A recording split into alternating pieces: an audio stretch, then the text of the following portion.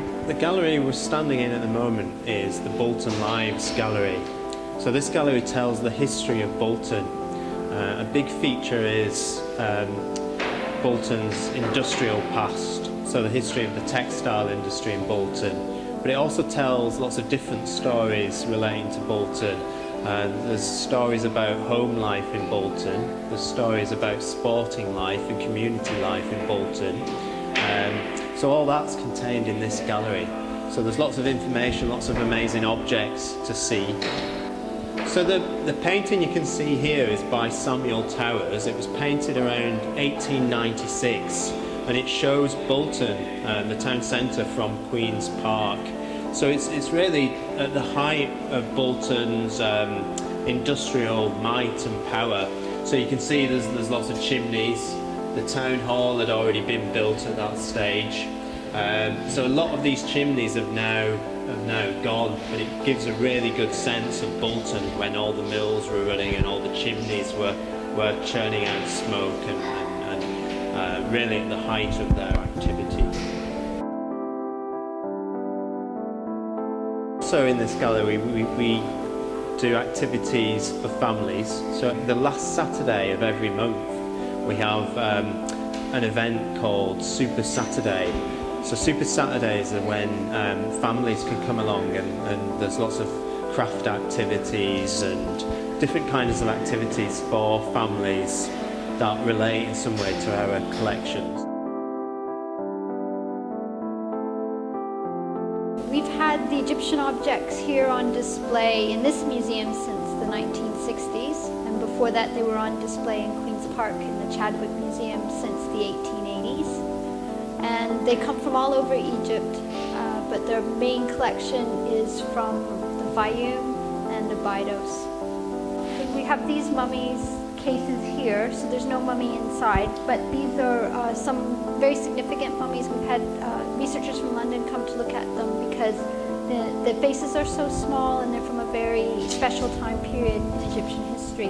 What we wanted to explain to people was why we have sometimes in our collection parts of mummies and not whole mummies. And that's because when Egyptologists went to Egypt, they found that a lot of the tombs had been robbed and that the tombs had been disturbed by animals. So when they saw the tombs, there were often heads and hands and broken bits from the tomb, from having people trying to take gold, or from animals trying to find something good to eat. So we thought a good way to explain that to people was to set up a pretend disturbed tomb, and so that's what's in the black boxes. And then we also have on display a cast of the Rosetta Stone, and that's actually quite an old one from the British Museum. It looks new, but we've had that for many years, and it's one of our popular exhibitions because people are quite interested in how Egyptologists learned to read hieroglyphs and how we know a lot about the history of Egypt. So that particular monument is really a crucial part of the story because everybody lost the ability to read hieroglyphs for many years.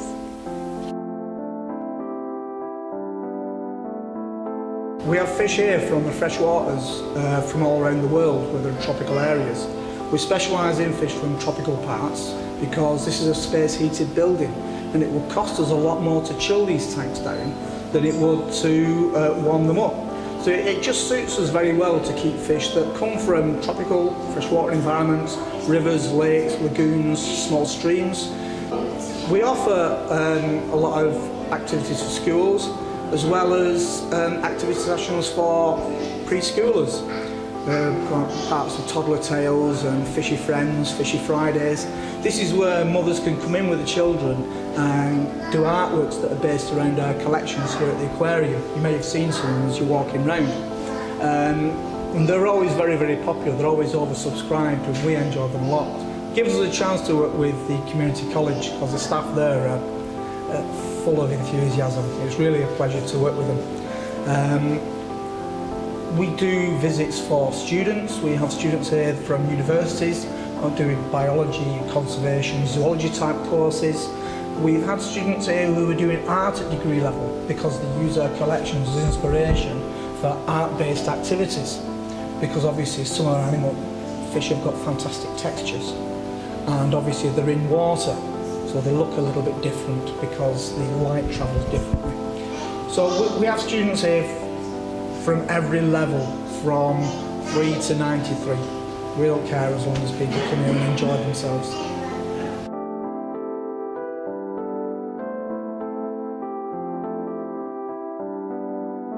So the Central Library here is just one of a network of libraries across Bolton. There are 10 libraries across Bolton altogether. In all our libraries you can borrow up to 10 books at any one time for 3 weeks. If at the end of that 3 weeks you haven't finished, you can usually renew your books and keep them longer. You can also hire feature films and CDs here at Central, and you can use the computers for an hour every day for free as well. All our libraries run children's activities such as toddler tales.